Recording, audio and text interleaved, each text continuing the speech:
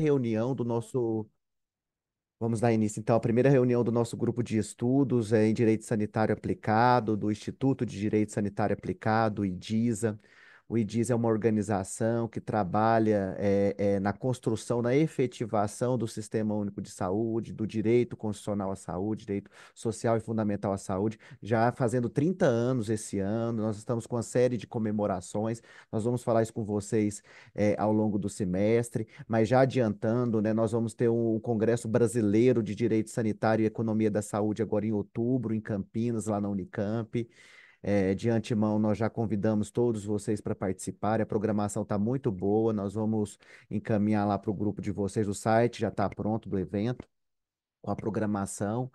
Mas tudo isso faz parte de um esforço coletivo de vários nomes do direito sanitário que foram fundamentais na construção do Sistema Único de Saúde, que vem lutando para sua plena efetivação ao longo desses mais de 30 anos, né? Então, a nossa presidente, a doutora Lenir Santos, ela, junto com outros avatares que também fazem parte da nossa diretoria, doutor Gonçalo Vencina Neto, o doutor Nelson, que também é o patrono do nosso grupo de estudos, entre outros, né, foram pessoas fundamentais lá desde a década de 80, década de 90, para a construção do nosso Sistema Único de Saúde, e do arcabouço normativo que compõe, né, esse Sistema Único de Saúde. Então, essas pessoas foram fundamentais na construção desse campo de conhecimento, né, que é o direito à saúde pública, o direito da saúde pública, o direito sanitário, e que a gente vai aprofundar em algumas temáticas específicas aqui ao longo do semestre. Para esse nosso primeiro encontro, nós trouxemos um grande amigo, o professor Rafael Gomes França. O Rafael, ele é bacharel em Relações Internacionais pela Universidade de Brasília, é mestre em Gestão e Saúde Coletiva pela Unicamp e é doutorando em Saúde Global e Sustentabilidade pela USP e atualmente atua como assessor técnico da Assessoria Especial de Assuntos Internacionais do Ministério da Saúde.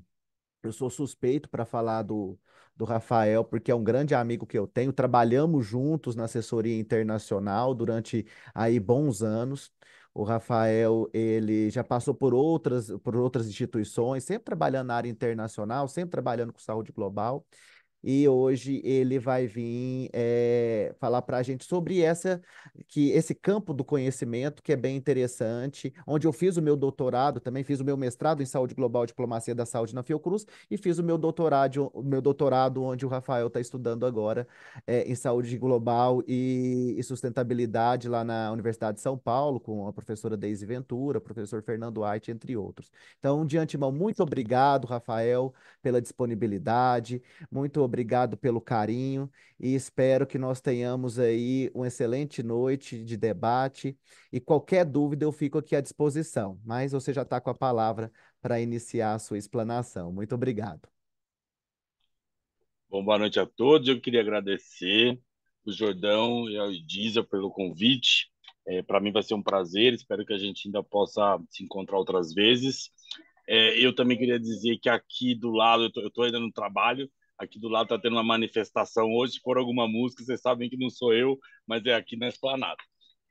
Eu também queria dizer que eu acho que eu vou colocar a apresentação, não vou mais ver vocês, mas vocês podem me parar em qualquer momento para alguma dúvida e vou tentei fazer uma apresentação curtinha, mas que possa talvez dar uma base sobre o que é saúde global e talvez entender que problemas, bom, de problemas de outros lugares podem vir a ser um problema para a gente, como problemas nossos podem virar problemas para outros. Então, acho que é um pouco essa a base da saúde global. Eu vou começar apresentando para vocês.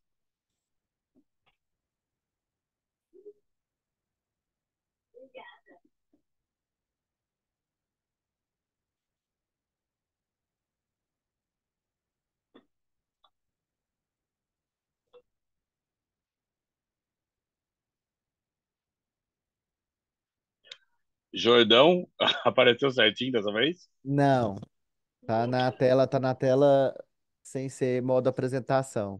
Tá, pera um minutinho. Agora sim. Agora Isso, sim? Perfeito. ok. Bom, gente, então, primeiro eu queria, né, boa noite a todos e vamos começar. Eu agora vou ver vocês aqui só pequenininhos, então qualquer coisa vocês podem me cortar. É, bom,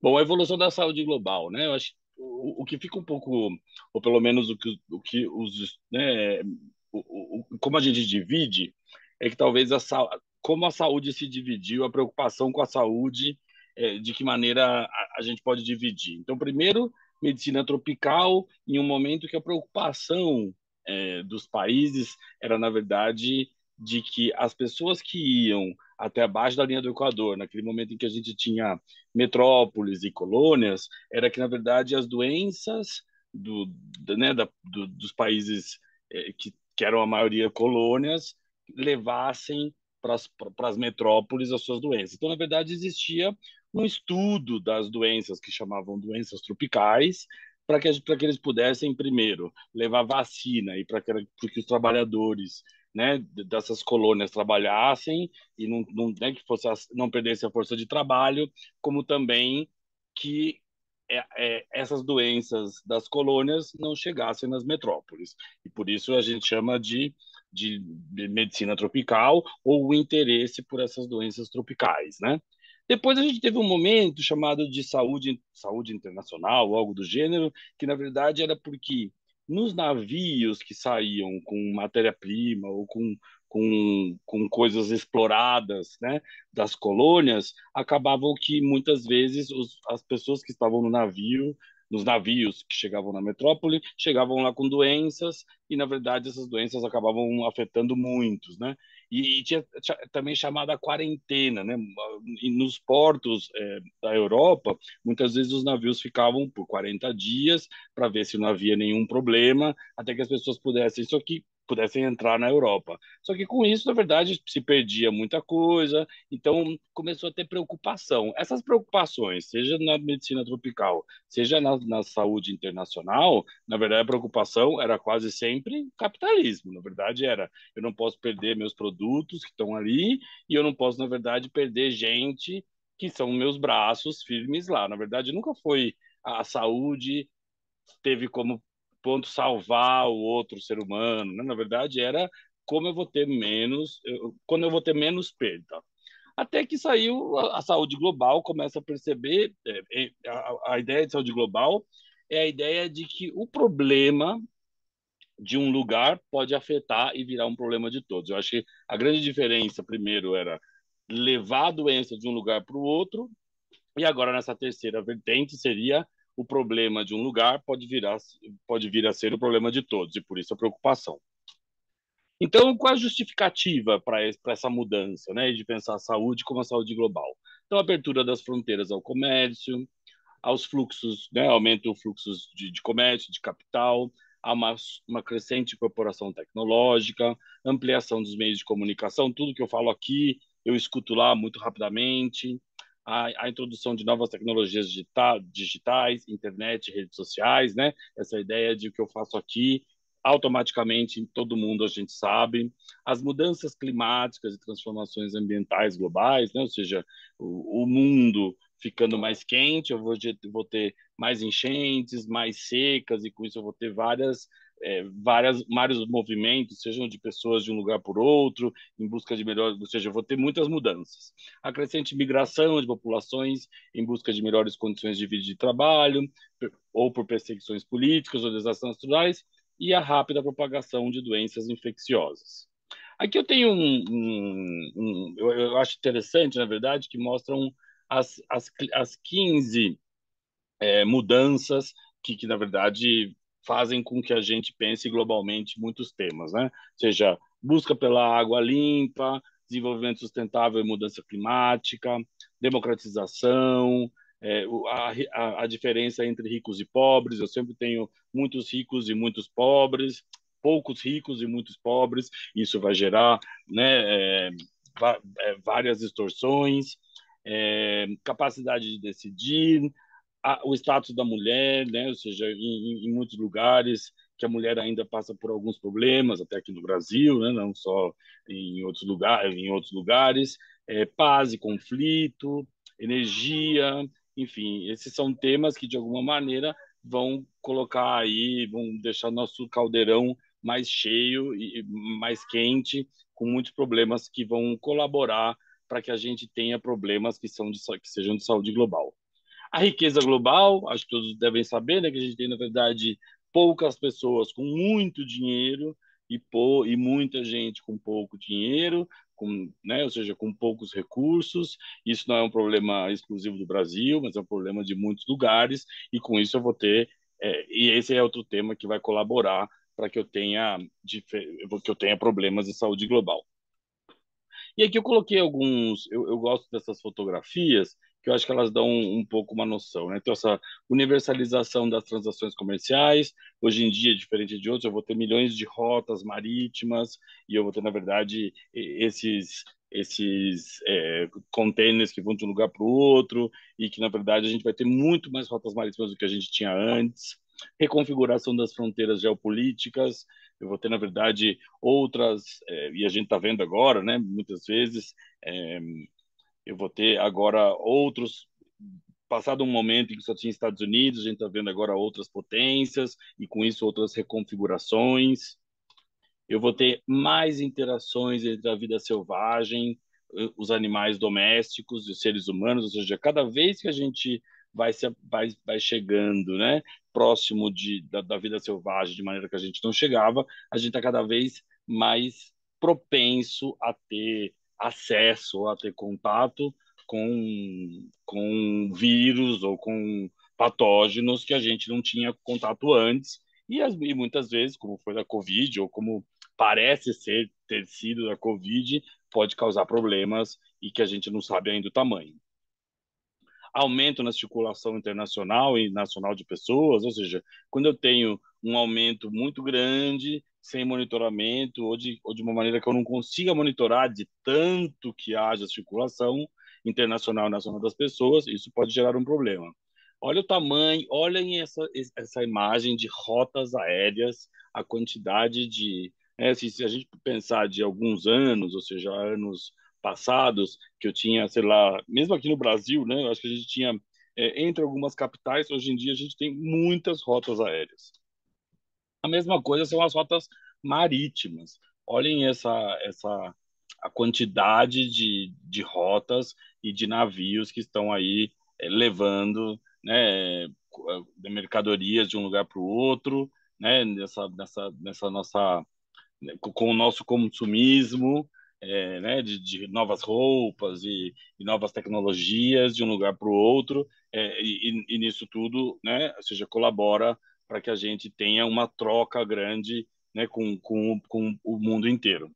Intensificação de alterações ambientais, não sei da onde são a maioria, mas aqui em Brasília, por exemplo, a gente teve 3 ou 4 dias, passamos aqui com uma fumaça tremenda, né, das queimadas que teoricamente foram de outro estado, mas chegaram aqui e foram 3 dias bastante intensos, né? Então são intensificações em alterações ambientais, seja por queimada, seja por uso de algum outro, é, seja, né, por muito tempo os países, não que agora não haja mais, mas eles haviam um uso de carvão muito grande, carvão mineral, que até hoje acho que a gente paga um pouco o preço pelo uso exagerado de carvão, que na verdade foi o que aguentou ou o que deu base para todo o desenvolvimento que tivemos até há pouco.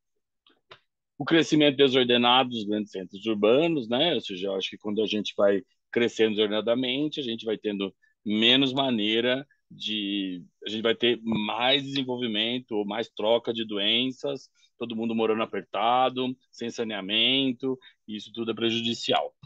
Resistência antimicrobiana, acho que é um tema que Jordão deve falar com vocês aí depois em outras aulas, ou seja, tem muito a ver com isso é um problema super é um tema super quente na saúde global, né? Que é na verdade de que maneira a gente poder é, fazer vigilância da resistência antimicrobiana e do medo de que a gente esteja usando tanto medicamentos e que algum dia esses medicamentos possam não mais cumprir o seu papel, né? Eu acho que, na verdade, claro, existem muitos medicamentos que são utilizados na parte de operação, enfim, e estão nos hospitais, e é, na verdade, um tema bastante interessante de discutir de que maneira o mundo vai conjuntamente é, é, fazer a vigilância desse tema.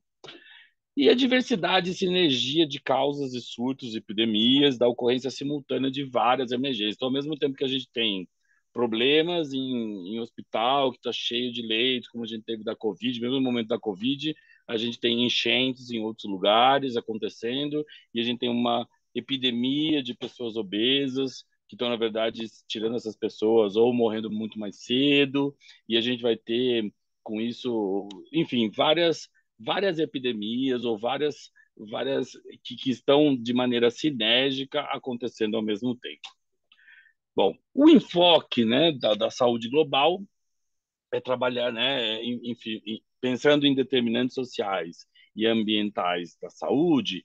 Eu vou ter, na verdade, é, globalmente, houve grandes melhorias nos indicadores da saúde nas últimas décadas, então as pessoas começaram a viver muito mais, mas, entretanto, as desigualdades dentro e entre os países persistem, em alguns casos, aumentaram. Apesar das políticas internacionais e nacionais focarem na diminuição das desigualdades, as desigualdades existentes são injustas e passíveis de serem solucionadas as inequidades. Aqui eu posso mostrar do lado, na verdade, esse que eu achei interessante, que mostra que tudo, na verdade, as condições socioeconômicas, elas, na verdade, atuam, digamos, para que a gente tenha redes sociais e comunitárias e fatores individuais de estilo de vida, e, na verdade, o estilo de vida individual vai fazer sentido, mas, na verdade, todos os determinantes sociais, ou seja, o meio em que eu estou, meu jeito de viver, se eu estou com emprego ou desemprego, se eu moro num lugar com saneamento ou não, se eu tenho acesso à educação ou não, tudo isso, na verdade, vai fazer com que eu tenha mudanças na minha vida, né? Na verdade, até meu sexo ou a minha família, enfim, isso é um pouco a ideia de os determinantes sociais e ambientais fazem o que isso muda, né, na vida das pessoas. A globalização, como eu já disse, eu vou tentar passar mais rápido, traz novas dimensões espaciais, temporais e cognitivas, modifica a percepção da distância, das barreiras e fronteiras dos contatos globais, modifica a percepção de tempo, é, a globalização também causa uma interdependência planetária, que resulta na diminuição da importância e do poder do governo, das transformações do papel dos estados. É aquele momento em que, é, e eu acho que isso existia até mais em outros momentos, mas a ideia de que todos os problemas são de todos, eu acho que com a saúde, é, com a Covid, eu acho que ficou muito claro, por exemplo, e talvez é um exemplo muito interessante. Foi um problema na China que começou e que rapidamente é, foi, né, a gente foi encontrando novos casos em outros países. Depois a OMS acabou detectando, dizendo que era uma pandemia e que havia em todos, e foi era um problema em um lugar e virou depois um problema de todos, né? A desigualdade de renda na América Latina, aqui eu mostro só, por exemplo, que está 1% mais pobre, e aqui eu tenho o 1% mais rico. A globalização atinge, direto ou indiretamente, qualquer espaço e pessoa do planeta, mas seus reflexos e consequências não atingem a todos, nem em todas as regiões de igual maneira. Os movimentos sociais, culturais e econômicos resultantes da globalização podem ter efeitos na saúde dos povos. É o motor da evolução do termo saúde global. Eu digo os movimentos porque são os movimentos que vão talvez pautar temas importantes para a saúde e de que maneira esses temas vão ser colocados na agenda global. A transformação em progresso, a desglobalização. A desglobalização, eu acho que já na USP é bastante discutido esse tema, que é o slogan do pense globalmente, mas haja localmente. Está sendo reinterpretado como explorar a informação e conhecimentos globais sob condições e contextos locais. Não sei exatamente a idade de todos, mas não sei se todo mundo se lembra, mas que antigamente a globalização era muito. Não que hoje a gente não veja globalização, até porque a gente tem costumes globalizados, né? Ou seja, mesmo a nossa maneira de consumir é globalizada. Mas eu acho que antes existia, pelo menos eu me lembro de carros que eram construídos com um pedaço de cada empresa, e havia momentos de máquinas, e hoje em dia eu acho que existe um pouco essa ideia e a gente viu também muito com a vacina, né? De que o problema era de todos, mas os países se resguardaram durante a Covid e a vacina, e muitos países, ou os países mais ricos, acabaram comprando tanta vacina que não existia vacina para todos, e a cada momento que outros países ficavam sem vacinar, ou seja, suas populações, novas cepas poderiam surgir, enfim, né? É, enquanto a globalização se referia a reestruturar espacialmente a economia mundial em processos de produção e consumo de economias nacionais em escala global. E como a gente vai juntar, então, todos esses problemas da globalização, na verdade, todos esses efeitos da globalização, mais do que problemas, à saúde? Nas 2 décadas, foi considerada fator importante para o crescimento econômico e desenvolvimento social, com reflexos na política externa, na soberania e na segurança nacional, no comércio, no turismo, nos direitos humanos e nos programas de meio ambiente. Saúde global pode fortalecer ações favoráveis à solidariedade internacional e à promoção de equidade entre pessoas e povos, ou, ao contrário, favorecer a ampliação de desigualdades sociais e econômicas. Saúde, atualmente, é considerada majoritariamente como um bem público global não excludente, ou seja, a saúde é considerada um bem público global. A saúde de uma pessoa não pode se dar às custas da exclusão de outras pessoas. Essa eu acho que até vocês, eu acho que o Jordão passou um texto, ou seja, dessa autora para vocês. A saúde é um direito humano e a Assembleia da ONU de 27 de 8 de 2022 declara que o meio ambiente saudável também é um direito humano. A saúde global é uma disciplina emergente que tem como principais precedentes a saúde pública e a saúde internacional. Com a saúde pública, compartilha o foco na saúde na coletividade, a interdisciplinaridade e as ações na promoção, na prevenção e na recuperação da saúde humana. Com a saúde internacional, compartilha uma abordagem para além das fronteiras nacionais. Saúde internacional clássica se fundamentava em bases médicas e biológicas e em relações assistencialistas, provenientes de países desenvolvidos, destinadas aos países menos desenvolvidos. Como eu havia dito para vocês, o interesse era de que as doenças dos países menos desenvolvidos não chegassem nos mais desenvolvidos e que iam fazer vacinas para, na verdade, tratar aqueles braços que serviam para ajudar ou retirar as matérias-primas.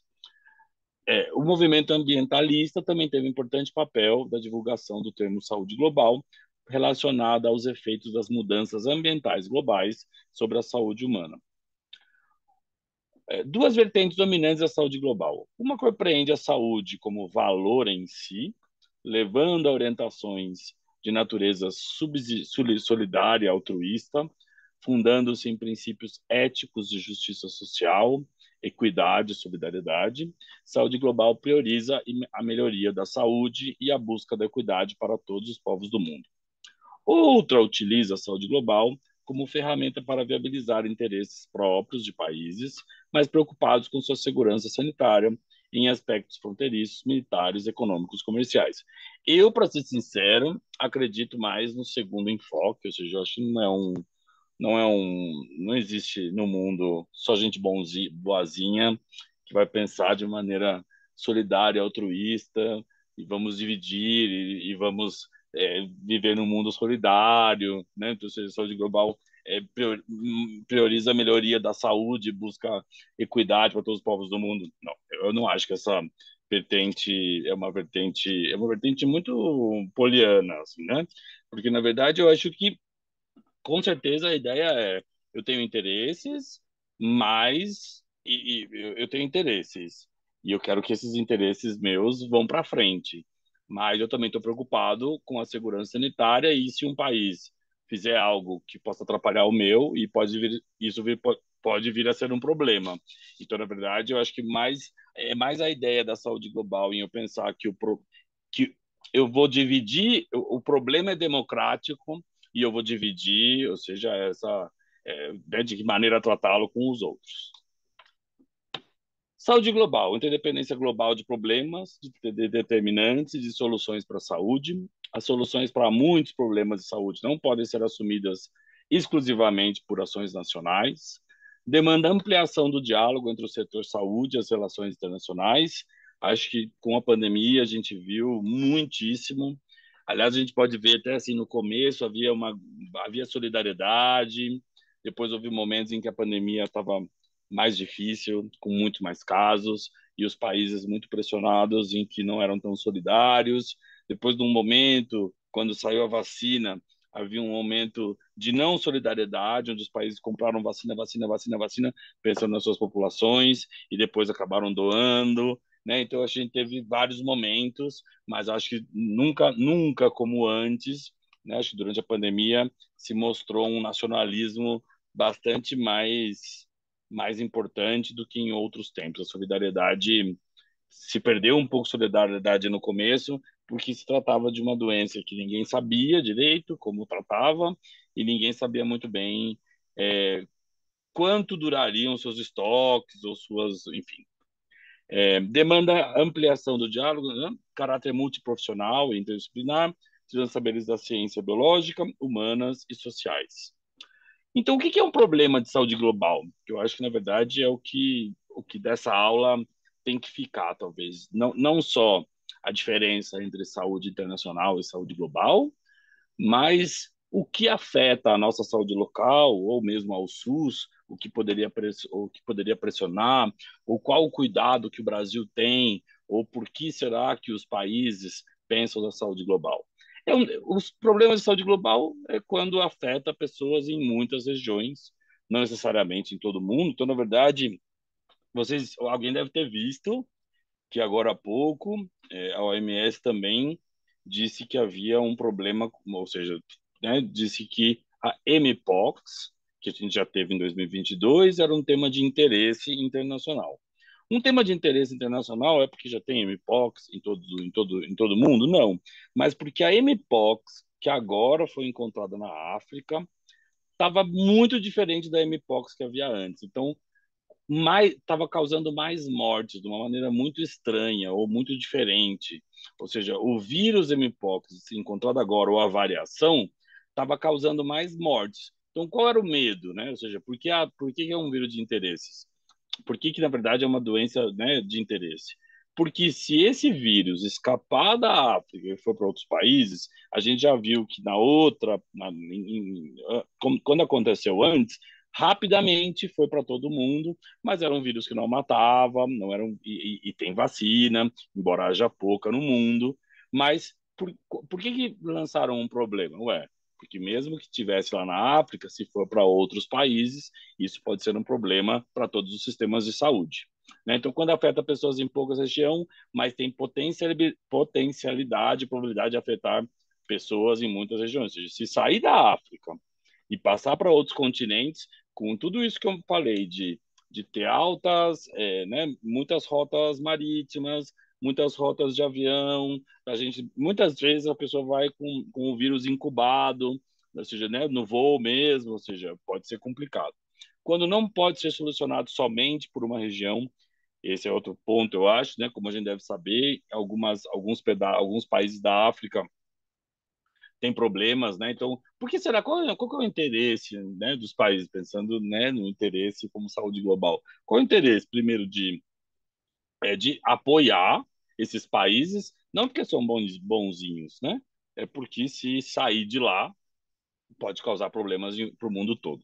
Quando é limitado a certas regiões, mais conhecimento e pesquisa demonstram que pode ser legal a outras regiões, pedindo resposta nacional, multiprofissional e interdisciplinar. Então, os problemas, eles podem ser persistentes, emergentes ou reemergentes, né? Então, podem ser doenças que tenham sumido e voltem a aparecer, podem ser algo que acabe de começar, né? Problemas de saúde acumulados, problemas novos e problemas decorrentes de mudanças de paradigmas, ou problemas que venham, ou problemas novos, ou problemas que não aconteciam e voltaram a acontecer. Muitos problemas de saúde global carregam necessidade de estabelecimento de acordos de regulação internacional para sua solução. A gente teve agora, né, o Regulamento Sanitário Internacional, e depois da pandemia houve uma nova rodada para novos artigos ou para mudança de outros. Pensar em um acordo que envolva tantos países e que talvez trabalhe com maneira de limitar a sua maneira de agir globalmente não são fáceis e muito difíceis de chegar à conclusão. Muitos problemas de saúde global carregam a necessidade de estabelecimento de acordos e o enfoque de saúde pode ser usado também para estudos comparativos. Bom, por fim, eu vou, na verdade, fazer um exemplo de saúde global, né? Na verdade, eu acho que todos devem perceber. Bom, o meu doutorado é sobre migração. A migração em si é um tema de saúde global, é um tema de saúde global por inúmeros. Eu acho que a migração em si muitas vezes é causada por mudanças climáticas mas na verdade a chegada de pessoas de um lugar para o outro em número e quantidade quase sempre é um problema, por mais acolhedor que o país seja. Né? Então, os desafios em migração: aumento de conflitos e violência, guerra na Ucrânia, conflito da Palestina. A gente mesmo teve, nesse caso de enchentes, não sei se vocês pararam para pensar, mas a gente teve deslocados, forçados, muitos no Rio Grande do Sul, né? Ou seja, com 95% dos municípios, muitos ficaram sem moradia e tiveram que interna ou mudar para outro estado com suas famílias, mas foram pessoas que se deslocaram por uma enchente, né, seja causada por as mudanças climáticas. Aqui estão os 5 países, né, que mais têm origem os refugiados, né? Então tem assim Venezuela quase ganhando aí, Síria, Afeganistão, né, o Sudão do Sul e Mianmar. Claro que na Venezuela a gente tem um problema né, que estourou, né, há algum tempo por falta de comida, né? Acho que a Venezuela, pelos embargos americanos, não tem acesso a muitos produtos e eles, na verdade, por ter muito petróleo, não investiram em indústrias para. Então, na verdade, eles não tinham nada praticamente, né? Na verdade, tinham agricultura e com isso fez que muita gente tivesse fome e foram várias ondas de migrações que até hoje, né? A gente mesmo tem muitos venezuelanos aqui dentro, mas foram para outros lugares, Síria por guerra, Afeganistão, o Sudão do Sul e o Sudão, né? Eles passam por inúmeras enchentes, tem muitos anos, ou por estiagens muito complicadas e que, na verdade, fazem com que as pessoas tenham que migrar, ou seja, tem a ver com mudanças climáticas. É, né, então, aqui, por fim, qual que é o problema? Que é a diferença né, qual que é o medo de migração e risco sanitário, né? Então, na verdade, eu tenho, por exemplo, epidemia de HIV. Aqui é uma foto, você pode ver que um lado é o México, outro lado é os Estados Unidos, e as famílias separadas pelo muro, estão nessa gangorra, né? A gente sabe que nos Estados Unidos existe primeiro esses coiotes que tentam passar essas pessoas e que ficam dias para chegar nos Estados Unidos, né? E eu tenho um montão de problemas, não só de problemas, mas de estigmas, né? Então, eu tenho medo de reintrodução de doenças, disse que, né, pelo menos, de que o sarampo entrou novamente no Brasil por meio de imigrantes venezuelanos. É claro que se a nossa população tivesse vacinada, isso não seria um problema, mas nossa população não estava vacinada e o sarampo voltou ao nosso território. Existe também medo da população, é, enfim, quando os migrantes chegam no primeiro momento, muitos deles não têm ainda casa, não têm trabalho, e vão aí com outra língua pedir dinheiro na rua, ou seja, né, isso em Roraima é impressionante a quantidade de imigrantes que entram por Roraima, e na verdade vai gerando que a população vá fazendo conexões de que eles é que roubam, aqueles é que estão ali como pedintes, e isso vai, na verdade, criando outros problemas de estigmatização e vai deixar que eles morem em lugares não adequados e que vai gerar mais problemas, mais doenças ou probabilidade de mais doenças e que vai pressionar o sistema de saúde, ou seja, é, na verdade, um problema que vai, né, ou seja, que vai se multiplicando. Os filhos deles têm dificuldade de ir ao colégio, com isso vai ser uma geração que também não vai conseguir, enfim, é na verdade um problema bastante complicado, e seja ele pelo que for, né? Seja a migração como um todo. Finalizando, o conceito de saúde global deve ultrapassar a dicotomia entre ricos e pobres, entre desenvolvidos e em desenvolvimento e limites às fronteiras nacionais. Fundamenta-se na noção da supraterritorialidade, ou seja, na verdade, é um problema que não é do meu território, não é da minha localidade, não é do meu estado, é um problema global, mas estabelece conexões do nível global ao nível local, ou seja, quase sempre ou começa no nível local ou vai ter reverberações no seu nível local. Fundamenta-se nos princípios de respeito à diversidade humana, em aspectos sociais e culturais, de justiça social, de equidade e de ampliação da autonomia das pessoas e dos povos. Entretanto, há diferentes interesses comerciais, de segurança, de política externa, de valores e motivações dos diversos atores sociais, públicos e privados envolvidos no campo de estudos e na prática da saúde global. Gente, acho que essa era meu último slide. Eu, na verdade, acabei correndo na primeira parte por medo de dar tempo. Não sei se eu fiz em tempo, se o tempo foi. Ah, acho que foi bem o tempo. Foi bem o tempo. Foi ótimo, foi excelente, né? Eu acho que eu te assustei, né? Acho que você achou Eu que fiquei ia com ter muito medo do 5 horas tempo. para falar, e aí eu É, falei, não, são 30 minutos, né? E aí é, você assustou. Mas obrigado, né? A gente vai retomar essa temática, mas de antemão é apaixonante, né? Eu acho essa temática apaixonante.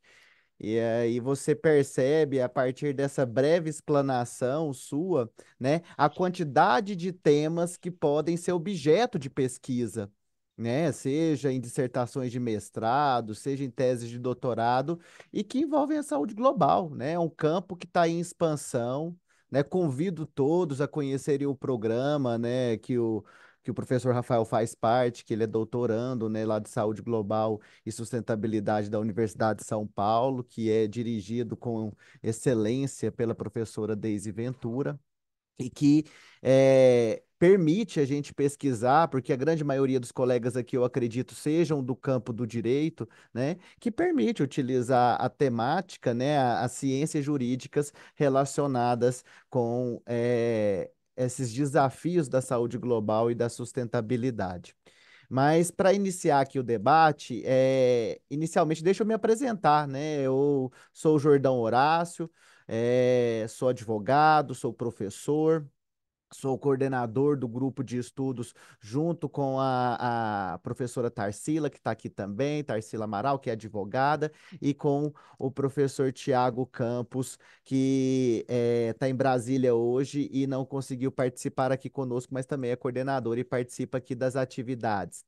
É, essa temática, Rafael, já para puxar um debate, né? Isso e abrir a palavra para os nossos colegas que estão aqui hoje, iniciando os nossos estudos aqui, porque a ideia, pessoal, é vocês participarem e indagarem o nosso colega que está aqui, porque o Rafael, além de professor, ele está lá na assessoria de assuntos internacionais do Ministério da Saúde, lá no gabinete da ministra, da ministra Nízia, e que tem essa experiência já de, né, mais de década.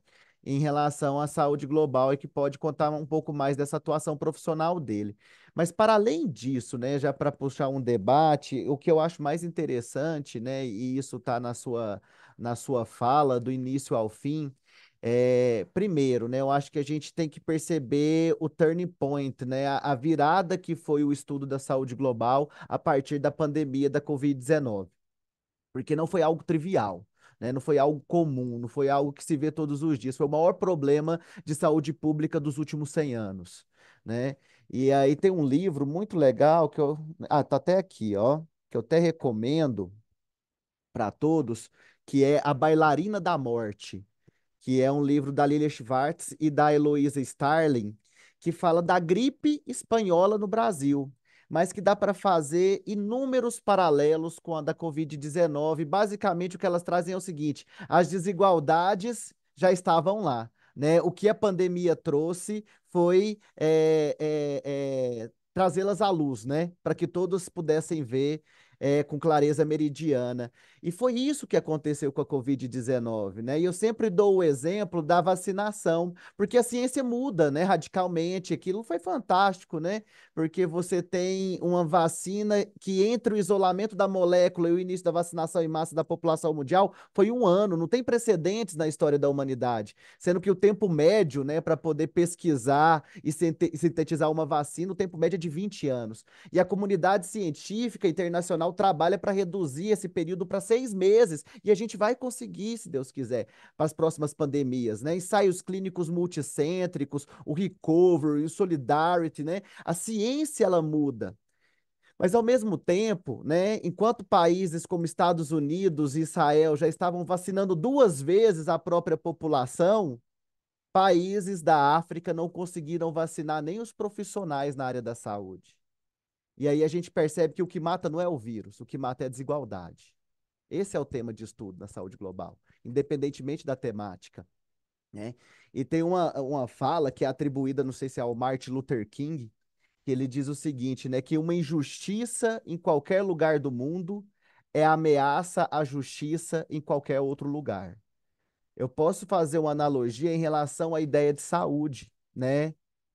A ausência de saúde, né, no seu conceito mais amplo, tal como está lá positivado no preâmbulo da Carta Constitutiva da Organização Mundial da Saúde, né, a ideia de mais alto nível de bem-estar físico e mental e social em qualquer lugar do mundo é uma ameaça à saúde em qualquer outro lugar, porque está tudo interligado. Essa é a ideia da saúde global, né? Não só, né, na questão da doença em si, mas na questão do acesso, na questão da própria efetivação desse direito à saúde, propriamente dito, né? Porque a política pública, né, até um dos marcos teóricos que eu trabalhei muito no meu doutorado, que foi da Ellen Milner, né, que fala dos jogos de dois, revisita a teoria dos jogos de dois níveis, é o seguinte: hoje a política interna influencia a política externa, que influencia a política internacional, e isso volta. Então, o Brasil, como é um país que tem o maior sistema de saúde pública do mundo, nenhum outro país assumiu esse desafio de ter um sistema universal, integral e baseado na equidade, com mais de 200 milhões de habitantes, igual o Brasil teve, né? Então, isso influencia a política externa do Brasil nos fóruns multilaterais. O Brasil atua na vanguarda, né, numa Assembleia Mundial da Saúde, que é o maior órgão diretivo da Organização Mundial da Saúde, né? E com certeza as resoluções que são aprovadas lá com influência da política externa brasileira acabam influenciando a política interna dos outros países nesse contexto de vai e vem da política pública, né? Seja ela interna, externa ou internacional. E isso é muito interessante. Tá?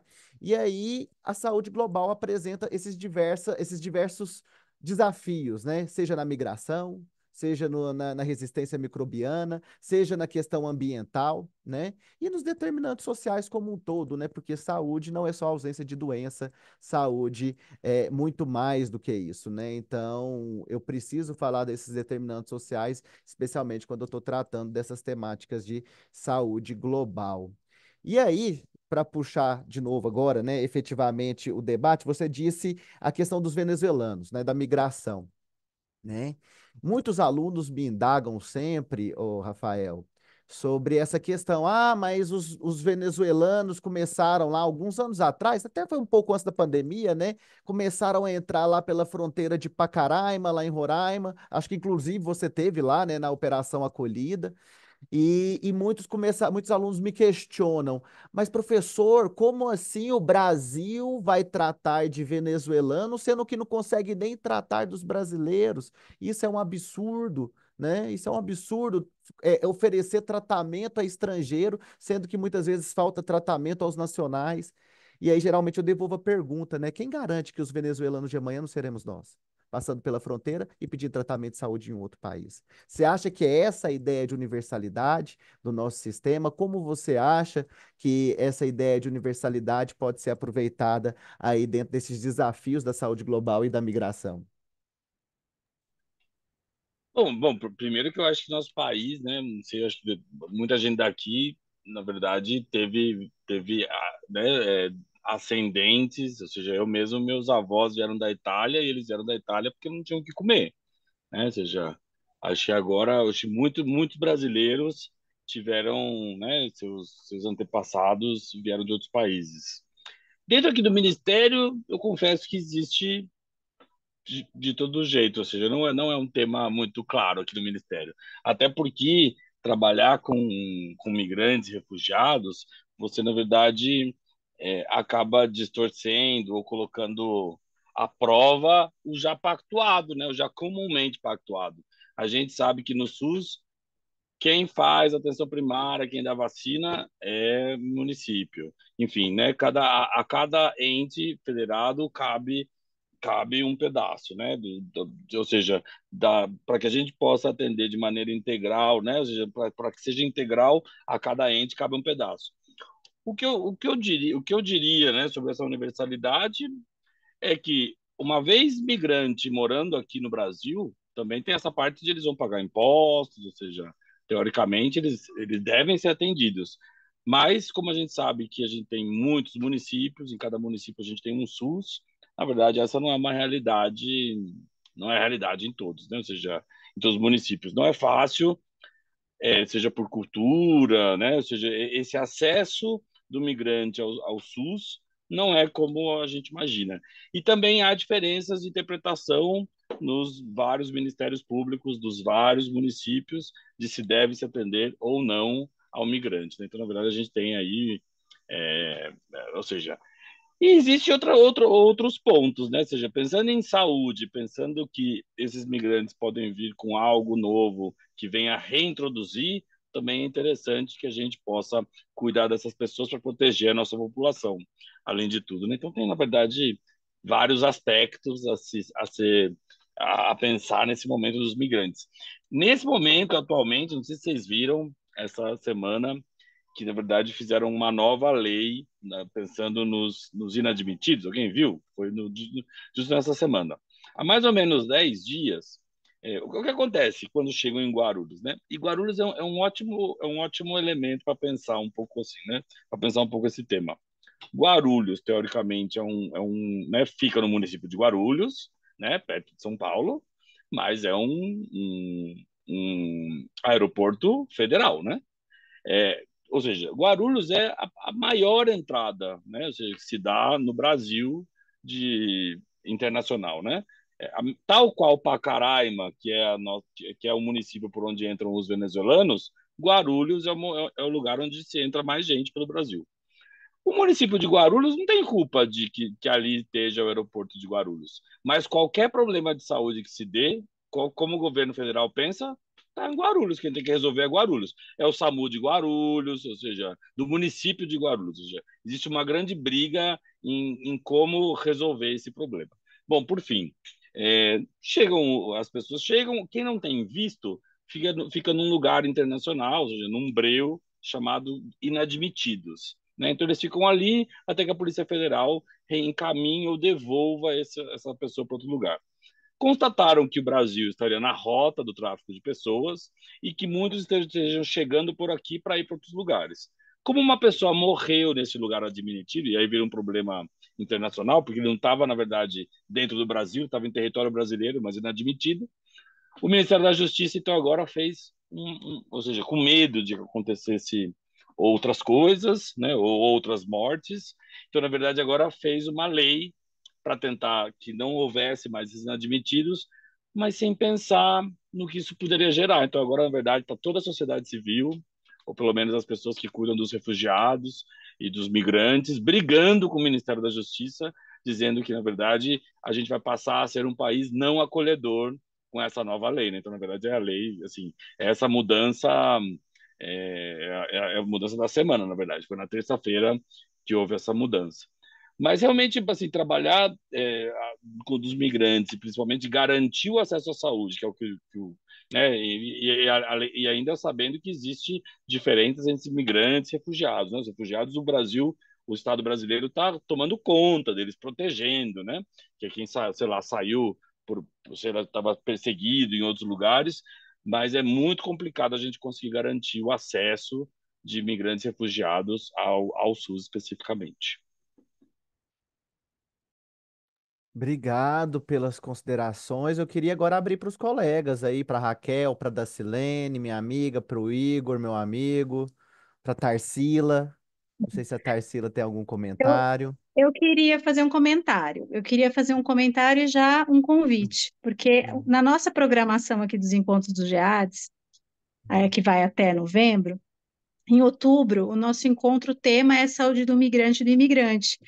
Como o estudo, né, o trabalho de doutorado que o Rafael vem desenvolvendo é nesse campo, eu já convido o Rafael, se tiver interesse e disponibilidade, depois eu te passo as datas direitinho, de estar com a gente para falar sobre isso, sobre esse tema. Até por conta dessa legislação, acredito que até outubro a gente tem aí alguma acomodação ou desacomodação, né, em razão dessa mudança, dessa alteração legislativa.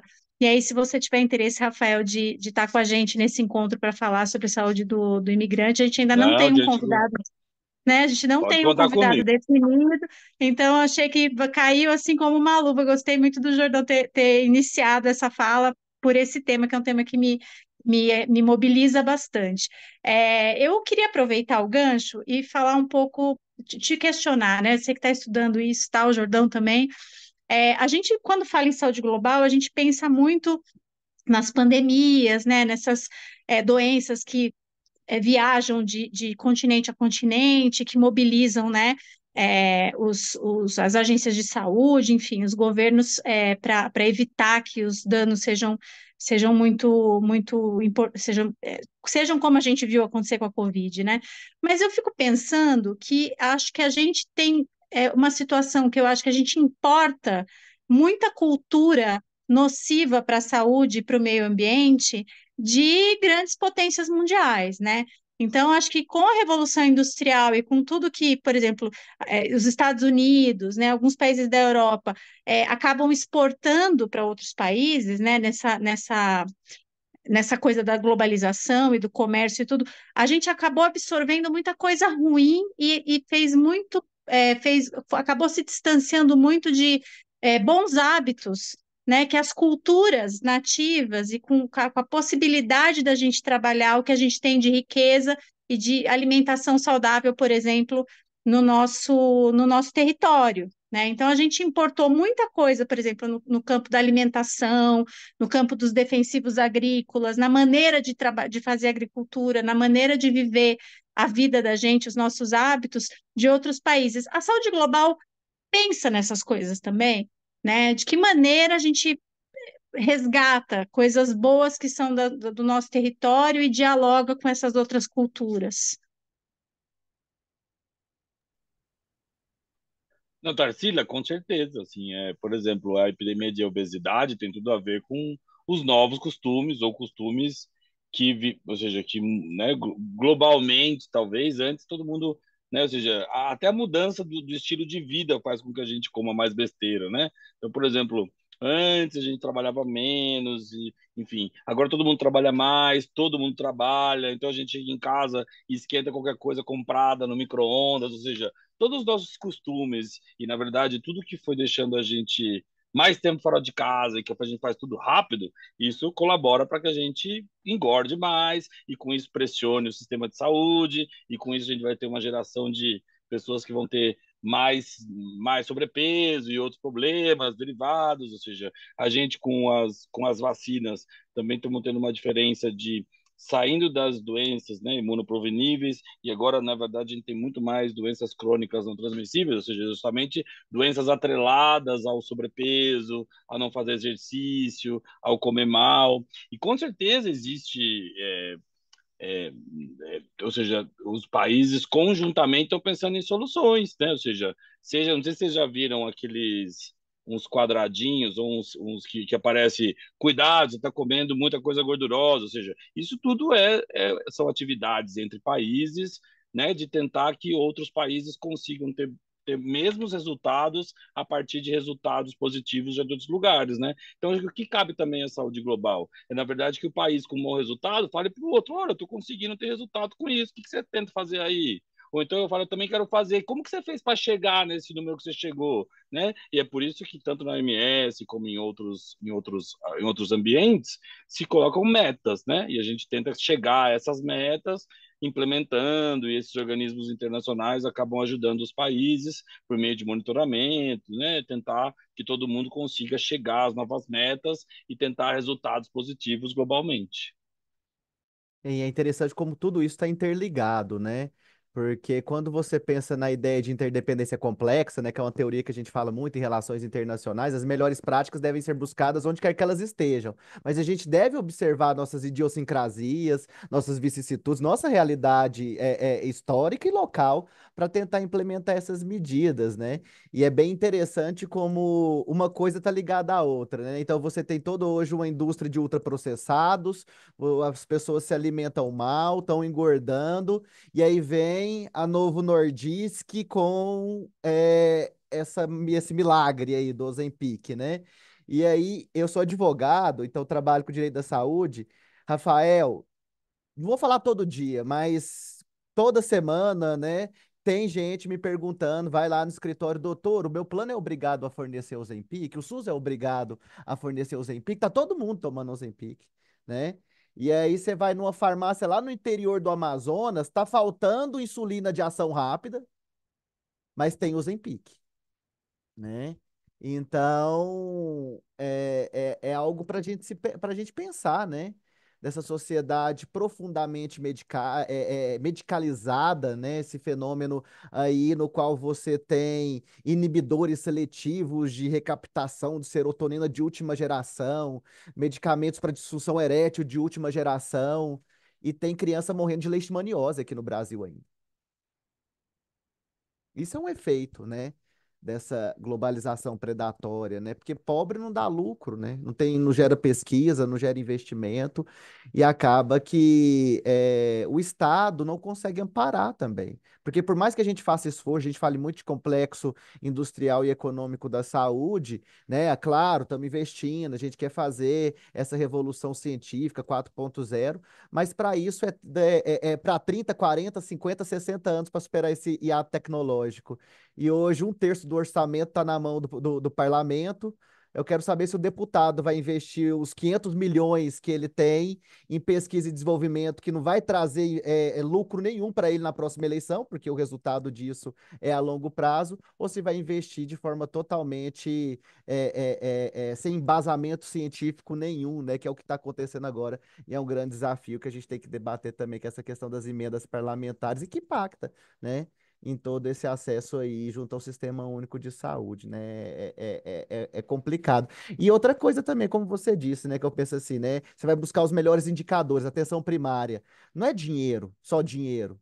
É vontade política, né? E honestidade intelectual. Olha o exemplo de Cuba, né? Sem entrar em critério nenhum ideológico, né? Mas olha os indicadores de atenção primária em Cuba e olha os do Brasil. Né? Os indicadores de Cuba, muitos deles são parecidos com o da Europa setentrional, né? Mortalidade materno-infantil, eliminação de transmissão vertical de mãe para filho de sífilis e outras doenças, né? As próprias doenças tropicais negligenciadas, que lá não existem mais, várias delas e aqui ainda existe. Então, é algo para a gente poder pensar nesse sentido também, né? É bem interessante. Mas agora eu queria ouvir os colegas. Quem que quer Eu fazer um queria fazer comentário? um, Falar então, posso eu falar? queria fazer Pode um último, fazer, pode sempre. Você é o líder hoje. né? Aí Eu eu na abro a verdade queria fazer palavra para um, Dacilene.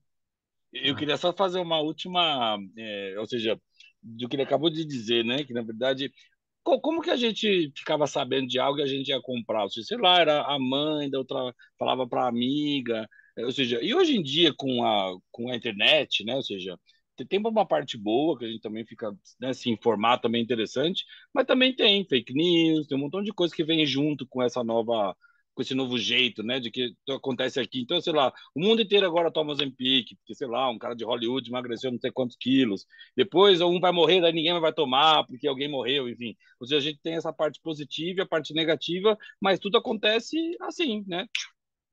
Então, assim, ou seja, isso... Ei, Estelinha! E isso a gente tem essa... Por isso que a gente é importante a gente saber, né, que, né, ou seja, a importância das conexões e também dessas novas maneiras de se comunicar. Vamos lá Vou então. abrir a palavra para Dacilene. Dacilene, fala seu nome, sua formação, de onde você está falando, para a gente começar a interagir com os colegas. Tá bom. Eu sou Dacilene Amorim, sou advogada e farmacêutica, estou aqui em São Paulo. Minha área de estudos é o direito do medicamento, né? Notadamente ali o off-label é uma expressão off-label, o uso do medicamento off-label e fora de bula é uma área de estudo para mim importante. E a minha pergunta não poderia ser diferente, né? O professor falando aí sobre a questão da resistência dos antimicrobianos, né? A resistência desses medicamentos. Nós tivemos um grande problema na época da pandemia, que foi o uso irracional ali da azitromicina. A azitromicina é um macrolídeo, é um medicamento importante, é uma alternativa para quem tem alergia ou para quem não consegue se tratar com penicilina ou com cefalosporina, enfim.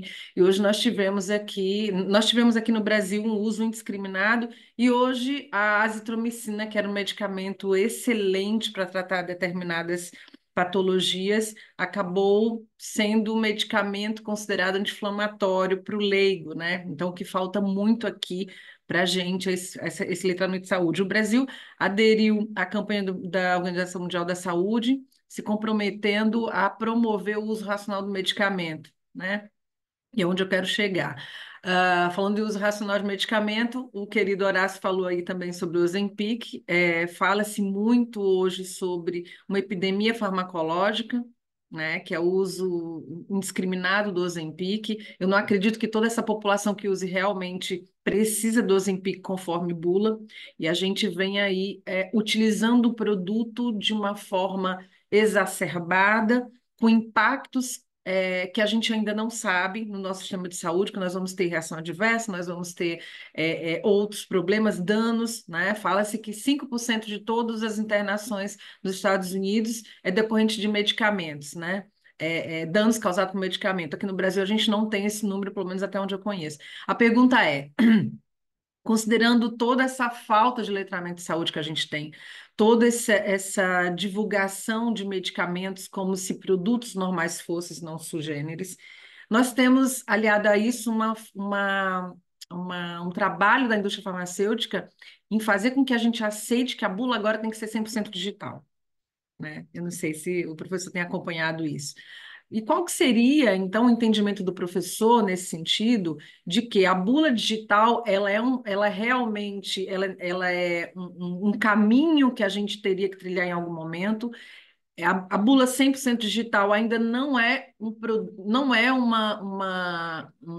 pode ser uma realidade no Brasil, uma vez que, embora as pessoas tenham o acesso à internet, elas não conseguem buscar da internet aquilo que lhe tem valor, ou que acho que a gente tem que se adaptar. Essa é a minha pergunta, porque eu fiquei muito preocupada na época da pandemia, e até aqui em São Paulo também, que a gente mandava o medicamento para lá, e eu fiquei pensando, sem energia, sem internet, como é que numa fase de medicamento com bula 100% digital, como essas pessoas fariam? Né? E como os outros países têm olhado essa questão? Porque isso acaba trazendo o uso irracional do medicamento, o uso indiscriminado de antibióticos e a seleção de superbactérias. E complexa demais, prolixa, talvez? Não, eu acho que essa pergunta o Jordão vai poder responder melhor. Eu, na verdade, queria dizer que, pensando num Brasil tão grande como a gente tem, no caso, por exemplo, a telemedicina, que é o que levaria, talvez, ou seja, que poderia levar atendimento médicos a lugares onde não há médico fisicamente, é um tema bem complicado, né? Cheio de atores com interesses diversos, né? Não só no Brasil como em outros países. A mesma receita que era digital, né? Que teoricamente eu achei que fosse um ganho da pandemia, de a gente poder, sei lá, atender em Minas Gerais e comprar o medicamento em São Paulo, mas na verdade existe um pouco essa, na verdade não é fácil. Eu acho que eu não consigo entender direito qual seria qual a parte positiva de que a bula fosse o que ajudaria, na verdade, porque de a bula ser digital. Jordão, na verdade, eu queria escutar o Jordão agora, porque na verdade acho que ele sabe muito mais sobre esse tema do que eu. Até eu agora fiquei Só fazer curioso. uma observação. A ideia aqui da indústria farmacêutica é tornar digital por uma economia de De papel, papel, né? Mas aí eu penso, né? Vou pensando no meio ambiente, na natureza, etc. Mas será que esse que vai pensamento ser. se sobrepõe à necessidade né, das pessoas, dos usuários desse produto? É como vender uma TV sem... Quer dizer, outros produtos a gente não se preocupa em tornar 100% digital, né? A gente vende com o manual de instrução, né? O carro, por exemplo, você não tem ele 100% digital, o manual de instrução, mas o medicamento que tem a capacidade de causar o maior mal, a gente tem essa preocupação. Então, eu realmente também não consigo ver essa parte positiva, tá? Eu concordo. Não é só a questão da bula digital, né? Então a gente não pode resgatar aqui várias frentes que a indústria farmacêutica vem pressionando, né? O parlamento, os órgãos reguladores, em especial a Anvisa, né? A Agência Nacional de Vigilância Sanitária. E aí fica muito presente um dos elementos, né, do que eu gosto muito do Jair Nilson Paim, quando ele vai falar do SUS, ele fala que um dos elementos que compõem o SUS é justamente essa pressão econômica desses grupos e do próprio clientelismo. Então você tem uma Anvisa excelente, né? Nós temos vários colegas da Anvisa, é uma agência nova, né, se você for comparar com o FDA nos Estados Unidos, e que vem logrando êxito. Teve até uma polêmica agora recente aí, nos últimos dias, com a própria presidência da República, né, em relação aos ensaios clínicos, falando que a Anvisa demora demais para aprovar esses ensaios, ou aprovar o registro dos medicamentos, e que isso atrasa o acesso. Essa é uma linguagem também muito utilizada pela indústria farmacêutica para pressionar o afrouxamento das pesquisas clínicas e da própria análise, né, da Anvisa para fins de concessão de registro, né? Para quê? Não precisa ter essa exigência toda, já está aprovado nos Estados Unidos, né? E aí você tem toda essa questão, você tem que analisar a realidade local, as prioridades locais, né? Tem que estar junto com esse avaliador, né? Com esse especialista em regulação que atua lá na Anvisa. Entra, né, essa questão da bula digital, claro que é algo bem complexo numa sociedade. A gente fala, todo mundo tem computador? Não, né? Nem todo mundo que tem computador e acesso à internet no Brasil, não, né? A gente tem que falar que o Brasil são 1.000 Brasis, né? Não é só o Brasil de São Paulo ou o Brasil do Sudeste. Lá no interior, lá, ainda que a gente tenha essas antenas da Starlink aí agora, ainda tem muitos locais que não têm acesso à internet. Como é que o cara vai ter? E pior de tudo, pessoal, as pessoas não sabem ler, seja papel, seja no computador. Então, o problema ele é muito mais, né, é muito mais aprofundado do que isso.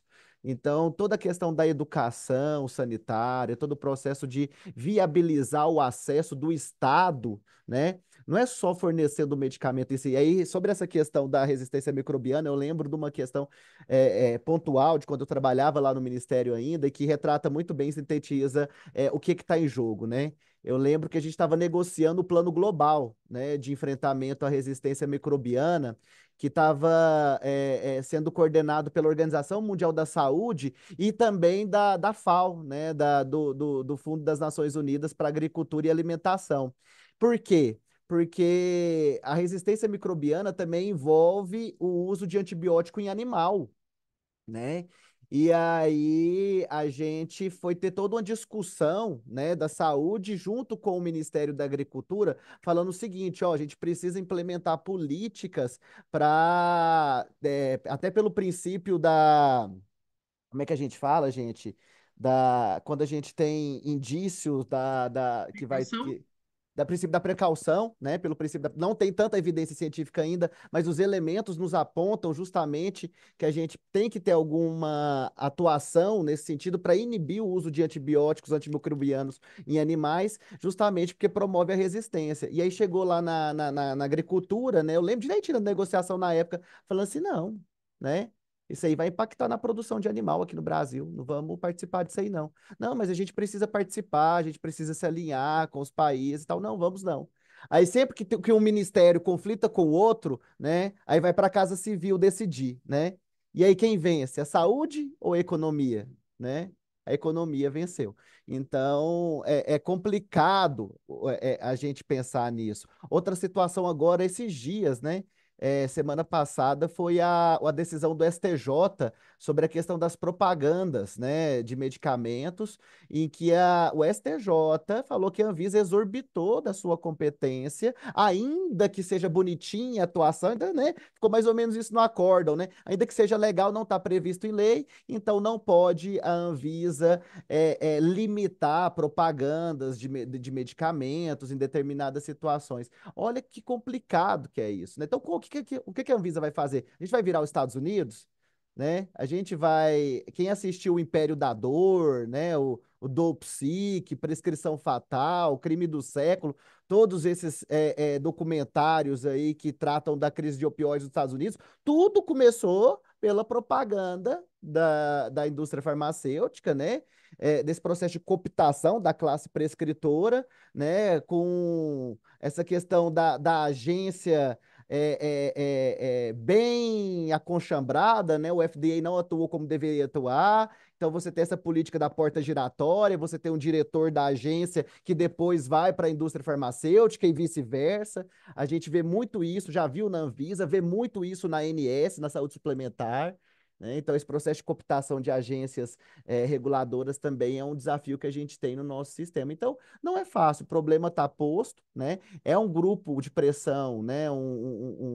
Enquanto a associação, né? A Bifina é muito forte, né? E a Interfarma também é muito forte nesse sentido, mas a luta está aí, né? Então, dentro das preferências e dos desafios que nós temos enquanto sistema único, né? Que pugna pelo direito à saúde universal, integral e gratuito, aí para e quatro, 4/5 da população brasileira depende exclusivamente dele, né? A gente tem que pensar nas preferências em termos de saúde pública e aí enfrentar esse cartel da indústria farmacêutica que não é fácil, né? Mais algum colega?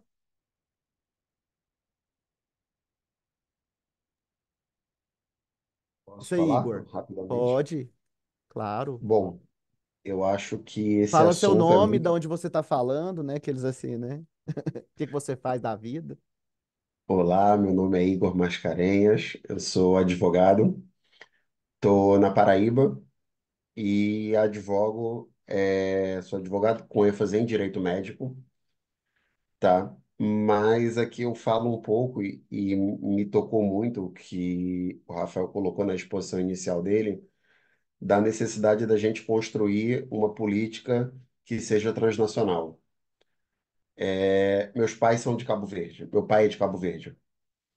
E quando a gente discute política de saúde em Cabo Verde, eu preciso dialogar com outros países, porque Cabo Verde é muito pequeno, é um país muito pequeno, para fazer uma construção de uma política de saúde de forma isolada. Além disso, boa parte da população de Cabo Verde, ela é migrante. Então, é uma população que hoje está em Cabo Verde, mas amanhã está em Portugal, mas depois está nos Estados Unidos. E aí eu faço um depoimento pessoal. Somos 4 irmãos e cada um está em um país do mundo. E quando um familiar meu esteve doente, a gente teve que ir para Portugal. Então, tudo isso impacta na construção da política de saúde. E eu preciso ter uma integração, porque, e aprendi isso até com o Jordão, o capitalismo, se ele for levado a ferro e fogo, ele é muito cruel, porque ele pode sacrificar interesses legítimos daqueles que não têm condição de pagar. Então, a gente precisa ter uma política que seja integrada, a gente precisa ter uma política que seja solidária, em especial para que a gente tenha saúde. Porque senão acaba que toda a política de saúde de um país, se ela for isoladamente construída, ela vai fracassar. Qual é a dor que eu vejo, em especial dos países menores? É que eles precisam negociar e, por vezes, eles não têm força de negociação. E aí, curiosamente, cada vez mais, a gente observa grandes potências participando ativamente da construção da política de saúde de um país menor. E aí isso é muito complicado porque gera uma cooptação de interesses. O que que você me dá para eu poder te dar uma política de saúde adequada ou minimamente adequada? Não é nem a ideal. E aí a gente vai ter um sacrifício de soberania, a gente vai ter uma série de violações de direitos fundamentais de direitos humanos para que eu atenda a um outro direito que é o da saúde. A que custo? Então, hoje a gente vai começar a ter que discutir agora esse papel dos trade-offs, né? Esse custo de oportunidade. O que que eu tenho que abdicar para poder ter direito a determinada coisa? E em que medida essa troca seria legítima? Ela seria constitucional? Ela observaria os próprios direitos humanos? Então, a gente começa hoje esse tipo de discussão, mas acho que tem muita coisa ainda a ser debatida e aprofundada. E agradeço a oportunidade. Obrigado. Obrigado, Igor. Tá com você, Rafael. Você que é o professor da noite. Eu queria fazer esse comentário. Eu acompanhei coisas da CPLP aqui, né? Que é a Comunidade dos Países de Língua Portuguesa, e é muito interessante em todos os aspectos. Primeiro, porque a gente tem, né, o Brasil aqui nas Américas, aí a gente tem Portugal, que na verdade faz parte de outro ecossistema, né, o ecossistema europeu. Até super interessante quando você vai fazer as apresentações, eles têm a apresentação tudo em inglês, porque na verdade eles falam, né, em outro idioma, né, então na verdade é muito interessante ver a dinâmica dos portugueses na CPLP. E aí a gente vai ter países africanos, cada um diferentes, né? Diferentes.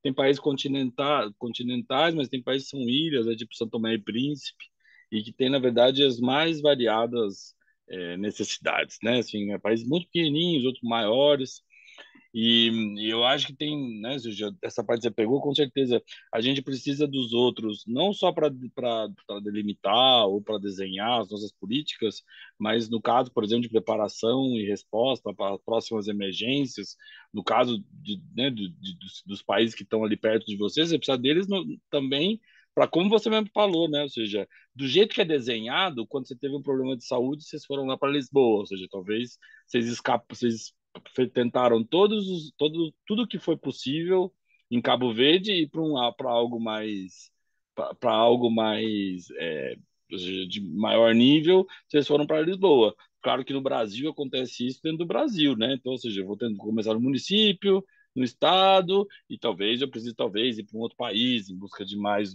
alto nível. Mas não só as políticas, mas também como os desenhos de solidariedade ou de que se dê, né, essa atenção à saúde, a gente nunca vai poder pensar só num país, né? Seja na doença, ou seja na solução, ou seja na saúde ou na solução para uma doença, né? É, ou seja, né? É realmente algo que a gente não pode pensar que a gente está sozinho. Na verdade, a gente tem que pensar que a gente deve contar com essa solidariedade, né, do outro ou com esses desenhos, né? O seu pai ainda mora em Cabo Verde? Sua família? Eu Ele acho muito veio para o interessante. Brasil para estudar e eu sou o diploma dele. Ah, entendi. Né, eu acho muito interessante o tempo que eu trabalhei com o CPLP, foi muito interessante o trabalho. E só complementando, Em determinados cenários, o Brasil ele tem uma proeminência muito grande na construção da política de saúde. Então, eu lembro que minha mãe trabalhou no DST-AIDS, lá anos 90, início dos anos 2000. E eu lembro que minha tia, que é médica em Cabo Verde, ela vinha para o Brasil para poder aprender como o Brasil estava construindo essa política, em especial com quebra de patente, medicamento genérico e tudo mais. Então, a gente precisa ter esse diálogo. A gente precisa ter essa troca, porque senão a gente vai ter Cabo Verde é uma ilha, mas aí os países vão virar todos verdadeiras ilhas, e aí todas as ilhas vão sucumbir, porque já ficou demonstrado que ninguém consegue ser autossuficiente em tudo. E quando a gente fala de saúde, pior ainda. Não, e também pensar assim, que o Brasil às vezes vai ensinar em algum tema, mas vai aprender em outros, né? Justamente a gente é bom em algo e não tão bom em outro. A ideia é justamente que a gente se ajude, que a gente colabore, que a gente ensine quando puder e que a gente peça ajuda quando puder. Essa é a ideia, né? Das cooperações.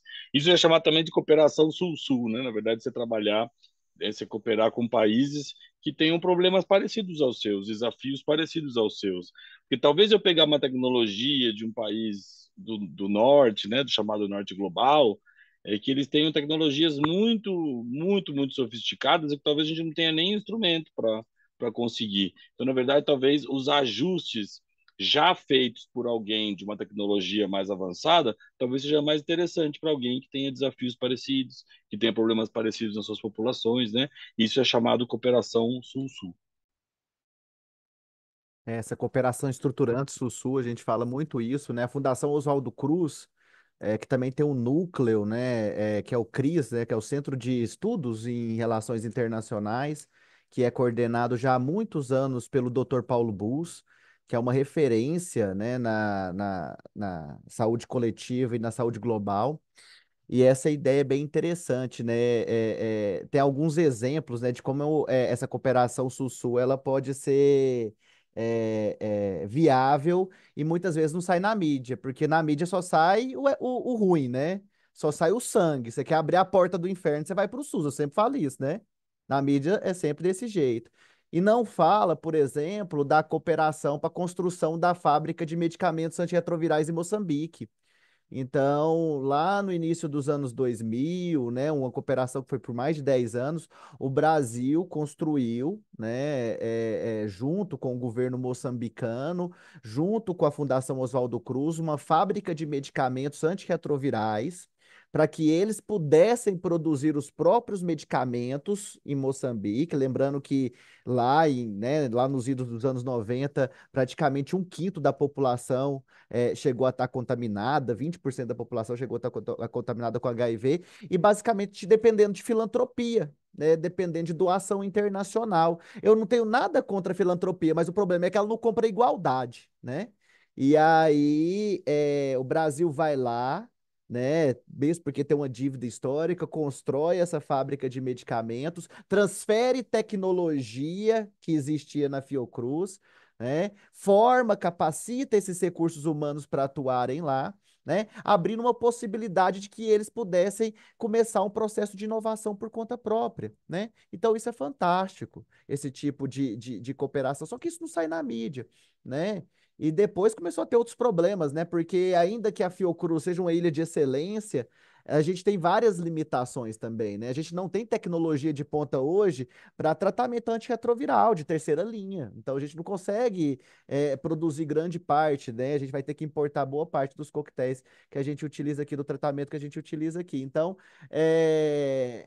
é um caminho a se seguir, né? Porque desigualdade, pelo menos aqui, né? A gente fala muito, tem muitos profissionais aqui do direito e judicialização da saúde é aquele tormento, né? É bom ou é ruim, né? Tem um lado positivo e tem um lado negativo. Porque aqui, pelo menos, por uma questão constitucional, né? Pelo princípio da universalidade, diante de qualquer lesão ou ameaça, eu pelo menos posso levar isso ao conhecimento do Poder Judiciário.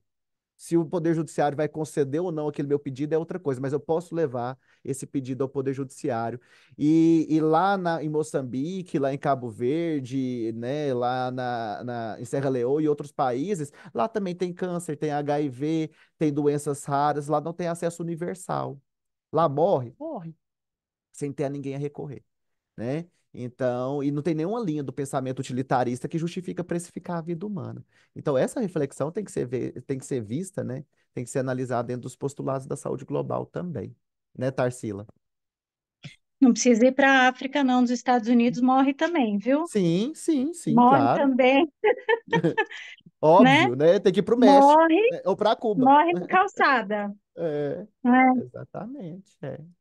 Com medicamento, né? Gente, Não tem acesso. eu coloquei no chat uma sugestão de documentário, um filme chamado Fogo nas Veias, que conta a história do que aconteceu com a indústria farmacêutica, né, das grandes corporações farmacêuticas e o que foi feito na África, quando do início da epidemia de AIDS, né? Então, mostra bastante essa coisa do capitalismo, da doença, da exploração das populações mais vulneráveis, né? E é bem impressionante esse documentário. Então, quem tiver aí com tempo e desejo de assistir. E eu acho que um outro documentário que praticamente todo mundo que estuda direito sanitário já deve ter recebido essa indicação, que é o Sickle, né, do Michael, Michael não é Moore. Michael Moore, isso.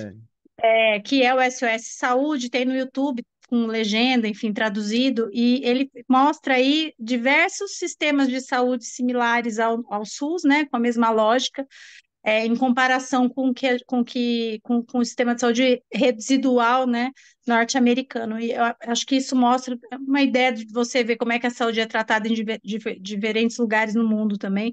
Acho que é bem interessante. Já aproveitando o ensejo, já abro a palavra para a Glaze Ellen, tá? Vou colocar aqui também outro filme que eu recomendo, tá disponível no YouTube, que é E a Vida Continua, de 1993, tá? Ele é um filme que vai ter vários atores hollywoodianos, foi feito para angariar recursos naquele início da pandemia, né, para pesquisa. E é bem interessante como mostra como que a sociedade civil se organizou naquele momento em que você vai ter a explosão, né, dos casos lá em São Francisco e um preconceito muito grande, porque não era nem AIDS ainda, né? Era câncer gay. Esse era o termo científico utilizado. E ali nesse filme mostra até mesmo a reunião no CDC de Atlanta, no Centro de Controle de Doenças, em que a sociedade civil organizada pressiona, porque já havia evidências, porque já estava tendo contaminação de hemofílicos. Aqui no Brasil a gente teve o caso, né, do Betinho, do Chico Mário e do Enfio. E aí eles falando que a gente não suporta mais esse preconceito. Então, pelo menos, vamos mudar o nome da doença para síndrome da imunodeficiência adquirida. Então, tudo isso tá retratado no filme, é bem legal. Vocês vão gostar, eu recomendo aí para vocês assistirem quando tiverem um tempinho. Tá aí no chat. Glaze Ellen, pode falar. Oi, boa noite, tudo bem? Boa noite. De onde você Eu fala? sou, eu sou de São Paulo e às vezes vai sair um pouco trêmula a voz porque eu tô morrendo de frio aqui, gente, tá muito frio. E eu sou aluna da Fiocruz, faço pós-graduação de Direitos Humanos e Saúde pela Escola Nacional de Saúde Pública e eu sou uma pessoa com doença rara, paciente do Hospital das Clínicas de São Paulo. Antes de iniciar a minha fala, eu vou dizer que eu sou aquela pessoa que grita Viva o SUS, porque eu sou o exemplo dessa vitória do sistema, mesmo com tantas falhas que a gente sabe que o nosso sistema ele é muito grande e existe. Eu operei 3 vezes a minha cabeça no HC, eu fiz uma cirurgia de apêndice grávida de 5 meses no HC, eles me salvaram.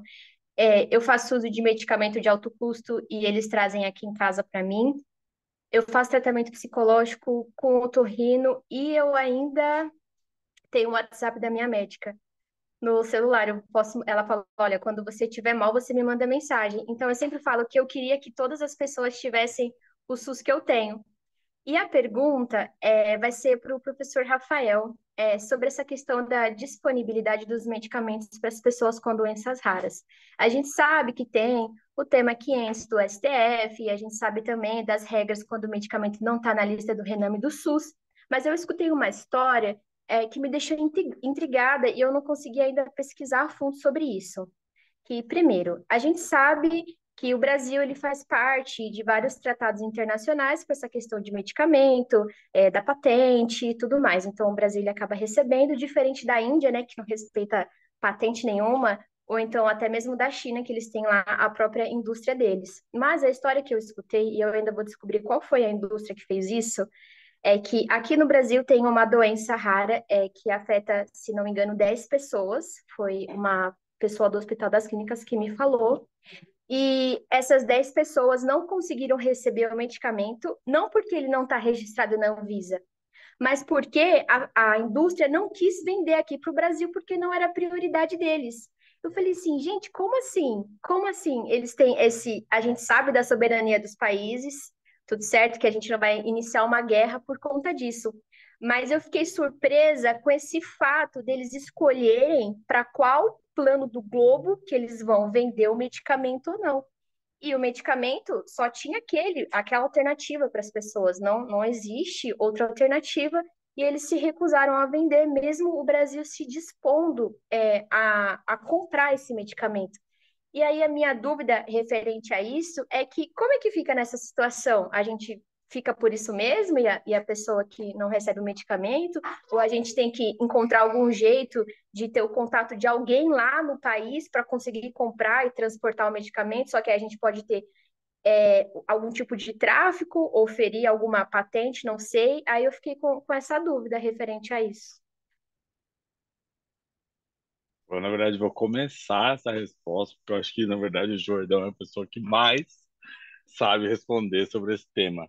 E que eu acho que, na verdade, existem algumas coisas que a gente precisava saber mais sobre. Eu mesmo não sei desse exemplo de um medicamento que faltou para 10 pessoas, mas e acho que, na verdade, não é um acordo entre o Brasil e outros países, mas sim um acordo entre o Brasil e a empresa que produz, ou seja, a fábrica que produz esses medicamentos. Claro que ela fica num país.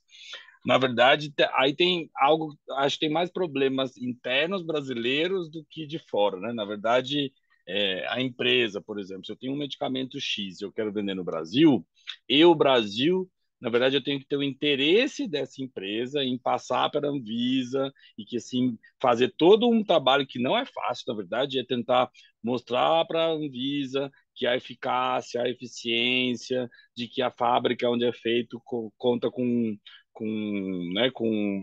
padrões internacionais de lisura, sei lá como que fala, de qualidade, para que o Brasil possa, então, a Anvisa possa autorizar a entrada desses medicamentos. Claro que pode existir a compra de medicamentos, é, ou seja, sem passar por isso, mas na verdade eu nunca ouvi falar de um, ou seja, assim como você contou, eu acho que eu nunca ouvi falar. Eu jamais ouvi dizer de algo que está fora tá fora do remédio incorporado pelo SUS, ou é um medicamento que não é ainda autorizado no Brasil e por isso existe alguns problemas da importação ou que a pessoa tem acesso. Mas eu deixaria para o Jordão, na verdade, falar, que eu acho que ele vai falar com mais habilidade e com melhores palavras sobre os problemas, né, nessa importação de medicamentos. Oi, Gleisielen, tudo bem? Eu não sei qual que é esse caso específico, qual que é o medicamento em si, né?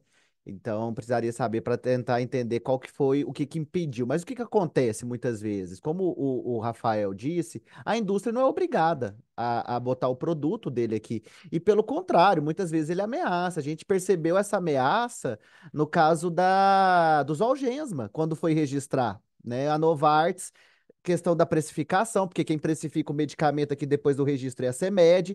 A CEMED, o preço estava sendo praticado, sei lá, em 14 milhões, a CEMED colocou lá, não, vai vender por 1 milhão. E aí a Novartis falou, não, se for ficar com esse preço aqui, eu levo ele para fora e não vou vender mais aqui, não. A indústria pode fazer isso? Pode.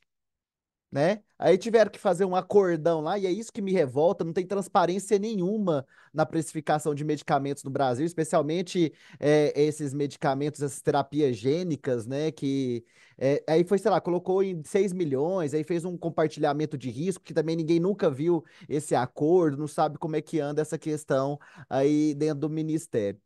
Mas a questão é o seguinte: qual que é o problema? É o fato do Brasil, apesar dele ser, né, ter o maior sistema universal, né, integral, e equânime do mundo, né, e por isso é um dos maiores compradores de medicamento, pessoa jurídica do mundo. 90% de toda a tecnologia sanitária que a gente compra vem de fora. E a gente é dependente. A gente é totalmente dependente. E é dependente tecnologicamente a tal ponto que a gente não pode fazer hoje mais o que a gente fez de forma brilhante lá em 2007, quando o Temporão era o ministro, que foi o licenciamento compulsório do Efavirenz. Né, que foi a quebra do patente, a quebra da patente do medicamento lá de HIV. Foi a primeira e única vez que a gente fez isso no Brasil. Porque naquela época, o que a gente podia fazer? Não, eu vou quebrar a patente de um medicamento. O que eu tenho que fazer para poder viabilizar essa quebra da patente? Eu tenho que saber produzir ou ter de onde importar, porque o produtor não vai vender mais para mim, né? Então, no caso do Efavirenz, tinha o genérico vindo, já sendo produzido na Índia, fez um acordo de transferência de tecnologia com o Farmanguinhos, né, aí na Fiocruz, no campo de Manguinhos, e aí a gente teve uma economia de 300 milhões de dólares em alguns anos e o acesso ampliou, né, para muito mais, para vários pacientes. Qual que é o problema hoje, especialmente de uma terapia gênica para uma doença rara? Vamos supor que o laboratório, uma Novartis, uma GlaxoSmithKline, chegue com a ampola do medicamento aqui, né? Um Zolgensma, por exemplo. Aí você pega, e você é o ministro da Saúde, o presidente. Aí o presidente o diretor da indústria vai embora e fala assim: manda chamar o meu principal cientista, o mais importante aqui do Brasil, o mais violento de todos. Fala: olha, toma aqui, vamos quebrar a patente, pode começar a produzir. O que que ele vai falar? A gente não dá conta. A gente não tem planta, a gente não tem insumo, a gente não tem recurso humano e a gente fica refém da indústria farmacêutica, fica refém. Um país que é a oitava economia do mundo fica refém de uma pessoa jurídica de direito privado, que é a indústria farmacêutica. E o Brasil precisa corrigir, né? Porque lá atrás, por que que a Índia e a China é uma potência hoje, né? Na área farmacêutica, seja no genérico, e a China avançando para daqui a alguns anos tá já inovando. Não vai demorar muito, não, né? A Índia preferiu seguir a área dos biosimilares, dos genéricos, mas a China já investe pesado em ensaios clínicos e pesquisa, desenvolvimento e inovação. Não vai demorar para eles atingirem o padrão de excelência e uma verdadeira revolução da química fina. Mas é porque lá atrás o Brasil preferiu sucatear, né, a sua indústria farmacêutica, seu laboratório público oficial, quando veio o acordo TRIPS, né, aquela coisa toda, a criação da OMC, a lei de propriedade intelectual, e lá eles optaram por um prazo, né, que teria de adaptação de 10 anos. Eles utilizaram esse prazo para poder capacitar a indústria. O Brasil abriu mão, né, em troca de um empréstimo junto ao FMI. Isso está bem documentado na doutrina do professor Jorge Bermudes, aí da Fiocruz, que eu recomendo que você leia, né, que é um dos patriarcas, um dos avatares do acesso a medicamentos no mundo, né, muito respeitado globalmente. E agora a gente tem que correr atrás. Não tem outro caminho. E correr atrás é investimento pesado em pesquisa, desenvolvimento e inovação para lograr êxito a médio e longo prazo. O problema é justamente esse, né? Como não vai se reverter em votos na próxima eleição, acaba que esse investimento é muitas vezes limitado. Mas eu estou vendo o esforço, né? O professor Gadelha, que hoje é o secretário de Ciência e Tecnologia lá do Ministério da Saúde, que voltou, né? Que idealizou a ideia do complexo econômico industrial da saúde, vem lutando para que a gente consiga superar esse gap tecnológico. E eu tenho esperança, né? Eu sou que nem o Ariano Suassuna, né? Eu sou um realista esperançoso. Eu acho que o caminho é esse, né? Mas é muita luta, não é fácil não, especialmente para pacientes de doenças raras. Mas eu acho que a gente tem um potencial muito grande para ser um grande centro inovador disso aqui no Brasil. Horácio, me permita fazer um Sim, apontamento. Essa situação ela é muito recorrente, eu como farmacêutica escuto muito, né? Por que que esses medicamentos com doenças raras, para doenças raras são tão caros? E a gente tem uma série de questões ali que envolvem o alto custo do produto, principalmente em relação aos participantes, né? Você tem a quantidade de participantes para que a gente consiga liberar um produto, ele tem que ter uma única patologia, ele tem que ser perfeito em outras áreas, só pode tomar um medicamento, enfim. Então, isso dificulta muito você recrutar os participantes, essa é uma questão, mas nada justifica esse valor exacerbado.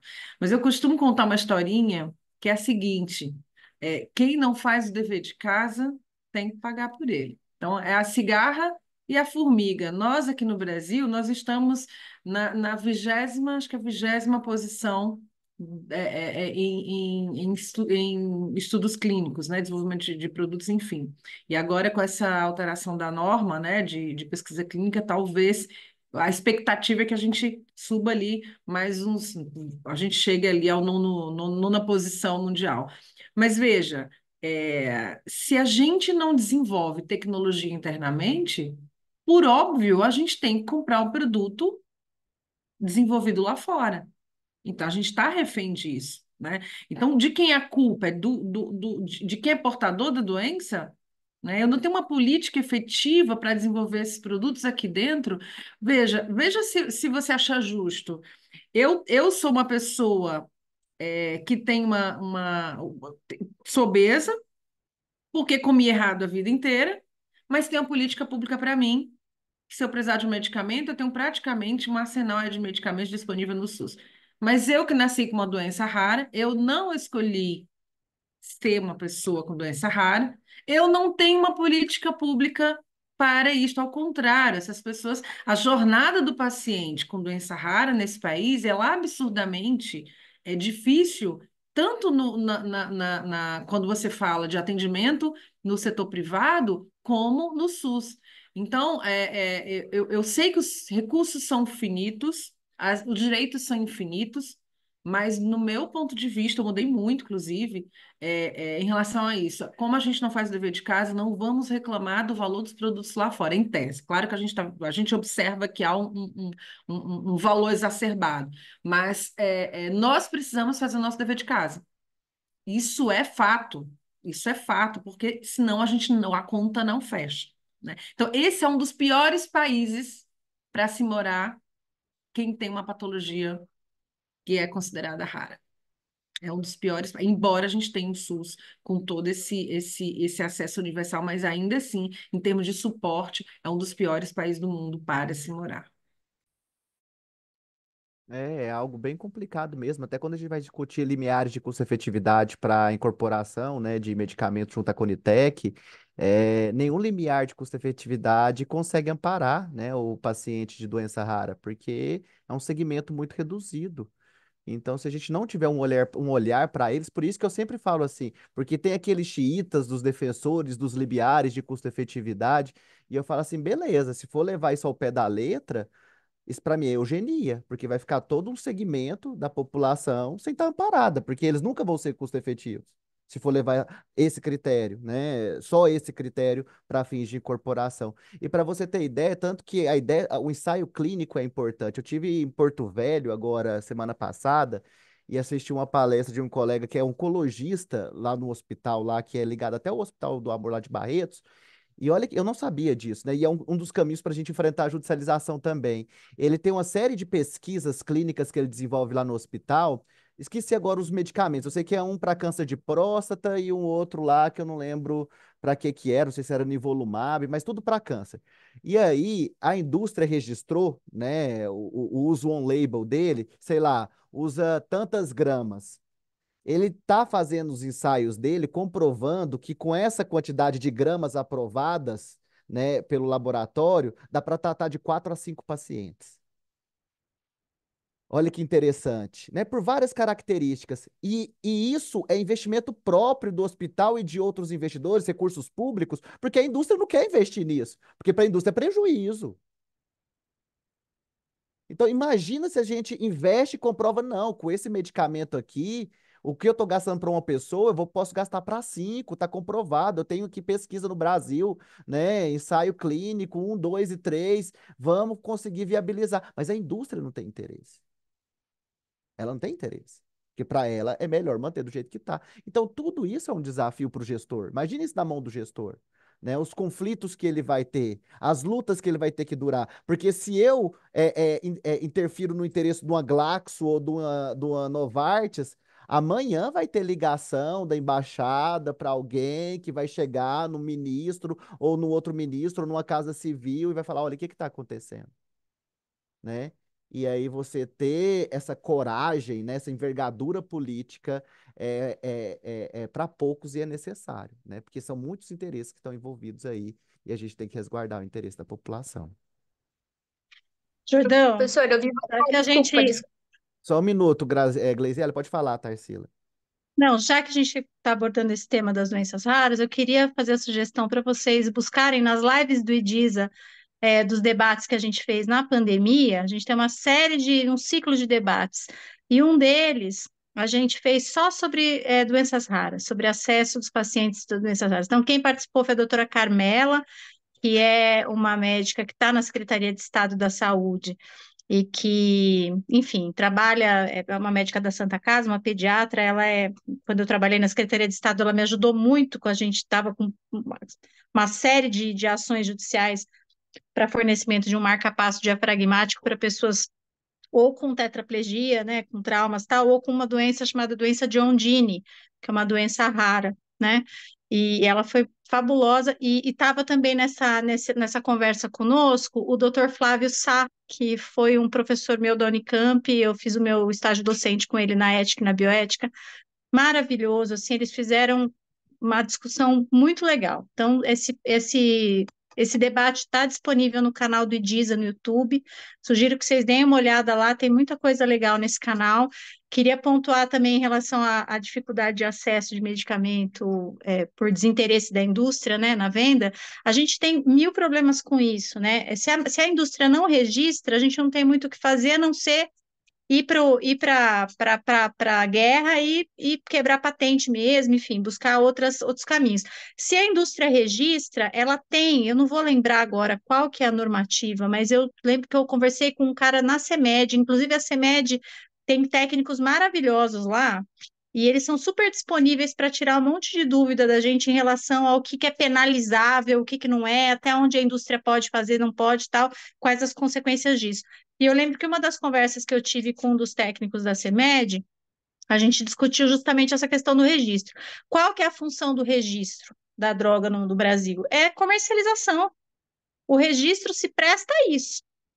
Entendeu? Ele não registra droga no Brasil só porque ele quer registrar, enfim. Não, a função disso, a lógica disso é a comercialização. Então, se ele se nega a comercializar, tem uma norma que diz que ele não pode fazer isso. Mas para isso, o medicamento tem que estar, ele pode ser penalizado por isso, né, o fabricante, mas esse medicamento tem que estar registrado. Tá? Porque ele tem que ter, ele assume um compromisso quando ele registra esse medicamento no Brasil para comercialização do medicamento. A questão de não haver tanto que, eu não sei se vocês se lembram, mas eu acho que foi o Ministério Público fez uma ação civil pública, acho que no estado de Minas Gerais, em relação a fabricantes, laboratórios de medicamentos oncológicos que não estavam fornecendo medicamentos oncológicos para hospitais. A gente teve uma situação dessa há um tempo atrás. E eu tive, no mês passado, em Jundiaí, porque eu trabalho com judicialização no município de Jundiaí, a gente estava com uma paciente das ações judiciais, com câncer, aguardando três medicamentos oncológicos, e dois deles a gente não conseguiu comprar. Ela veio a falecer antes de receber os medicamentos, mas a gente foi rápida esse falecimento, desde do recebimento da ação até o falecimento dela, já estava muito mal, faleceu, foi coisa de 10 dias, mas a gente não conseguiu nem orçar dois dos medicamentos que ela precisava. A gente não conseguiu fornecedor para fornecer, por quê? Porque a gente, como órgão público, né, a prefeitura estava comprando medicação para fornecer para ela via ordem judicial, e a fabricante disse que não tinha interesse de vender porque ela só vendia para o hospital. Porque a lógica dela, a logística dela não valia a pena para ela vender para a prefeitura aquele quantitativo que a gente estava pedindo. Entendeu? Então, isso é muito comum, assim, a gente se deparar com esse tipo de situação. Mas eu vou retomar vou procurar lá nos meus e-mails que normativa é essa, porque existe. Eu me lembro, assim, muito bem de ter ido, porque eu queria justamente ter esse argumento, porque a gente, de vira e mexe, abre compra pública, licita medicação, precisa atender ali a ordem judicial, a gente não está interessado, né? Ora, se você tem um representante da empresa, se você está com medicamento registrado, se você precisa atender o interesse público, né, a necessidade daquele usuário do Sistema Único de Saúde, você tem que ter disponibilidade de medicamento, entendeu? Então, é uma via de mão dupla. Vou procurar essa normativa e trago para vocês no grupo de WhatsApp. Eu queria só pontuar, Jordão, Rafael, que a gente está se encaminhando aí para o final, né? Que a gente ficou de terminar aí às 8h30, 9 horas, então a gente já está aí no nosso limite de tempo. Se mais alguém quiser fazer alguma pergunta, acho que também a gente pode abrir para o Jordão fazer o encerramento junto com o Rafael desse primeiro encontro. Eu já vou aproveitar para agradecer muito a presença de todos vocês, agradecer novamente a disponibilidade do Dr. Rafael para estar aqui com a gente, e convidá-los, né, a estar conosco nos próximos encontros, né? A gente faz discussões muito boas aqui, né? Cada encontro a gente descobre que tem 1000 assuntos dentro de um assunto. Então, eu acho que vale a pena realmente. E lembrar vocês, aproveitar para lembrar desde agora, do começo do semestre, que no final do curso a gente convida os participantes do GEADS a produzir um artigo, né? Um artigo de opinião, uma reflexão sobre os temas que a gente discutiu ao longo do semestre. Então, se esse tema de hoje é um tema que, né, mobilizou aí a sua vontade de se aprofundar, de pesquisar um pouco mais sobre saúde global, aproveitem agora esses últimos minutos aí para pedir indicações de leitura ou de temas aí para se debruçar, enfim, questões atuais. É, e aí, passo a palavra, então, né? Dou essa dica para vocês e passo a palavra para o Jordão e para o Rafael, para a gente já ir para os minutos finais do nosso encontro. É, foi ótimo, né? É sempre assim, eu poderia ficar aqui até amanhã, né? Tem uma criança pulando ali na frente que eu tenho que fazer dormir ainda, mas é um tema apaixonante, né? A gente vai ter mais encontros aí ao longo do semestre para a gente poder aprofundar nessa temática. Eu estou totalmente disponível para vocês, né? Podem pegar meus contatos lá no Instagram, é @Jordão Horácio. A Tarsila também está lá, o Tiago, o Rafael. A gente é super acessível se tiverem qualquer dúvida. Eu sou professor também, então estou acostumado a lidar com a pesquisa científica, né, tanto na graduação quanto na pós-graduação, então estou aí disponível para orientar vocês e a gente poder aprofundar nesse debate. E agradecer ao meu amigo Rafael, né, já ficou o convite aí, você já está, nem convite, já está convocado, né, pela Tarsila para vir falar numa próxima aula sobre o tema específico da migração, que você é um dos grandes pensadores aí, um dos avatares desse estudo Bem aqui no lembrado, Brasil. Jordão, bem É, lembrado. Já é, vou te passar a data, hein, Rafael? Estava na é. minha incumbência achar alguém para falar desse tema, já achei. Aí, ó, achou. E te agradecer, né, meu amigo? Você é um cara que, né, faz parte da minha trajetória profissional, acadêmica, e é um amigo do meu coração, né? Que teve até no meu casamento, né? Isso eu conto para todo mundo, né? Eu casei fora do país, né? Casei em Punta Cana, e o Rafael foi um dos poucos que foi lá presenciar o meu casamento e eu tenho muito carinho por isso, tá, meu amigo? Muito obrigado e eu abro aí o microfone para você fazer as suas considerações finais. Bom, gente, eu queria agradecer, na verdade. Eu fiquei um pouco nervoso no começo, com uns 40 minutos, eu tinha muita coisa escrita, acho que eu fui meio que falando rapidamente demais, mas acho que, assim, pelas perguntas, acho que deu certo. É, enfim, né, primeiro momento, com um grupo que eu não conhecia, eu já sabia que ia ser todo mundo do direito, assim, enfim, né, a gente tenta, espero que tenha valido. Eu também me coloco à disposição, seja para a gente conversar novamente, para algum tema. Eu achei muito legal, na verdade, os temas que foram levantados e as discussões que surgiram. Esses grupos, eu acho que são muito interessantes, né, para a gente poder avançar nas coisas. Eu acho que, na verdade, pensar tudo sozinho, pensar individualmente, sempre quando a gente está em grupo, a gente é alertado para coisas que a gente não lembrava, ou alguém coloca a luz em algo que a gente não tinha ainda prestado atenção. E eu que agradeço, Jordão, Tarsila, e também a presença de todos numa terça-feira, num terceiro turno de muita gente aí. de tá aqui até agora. Então, obrigado, foi um prazer estar com vocês. Obrigado, pessoal. Então a gente encerra por aqui. Qualquer dúvida, tô lá no grupo, tá? Podem me chamar por lá e a gente se vê aí no nosso próximo encontro, tá bom? Até Bem, mais, pessoal. Boa tchau, noite. gente. Esse encontro fica gravado no YouTube, hein? Então, quem quiser assistir novamente, está por lá. Um abraço a todos. Até a próxima.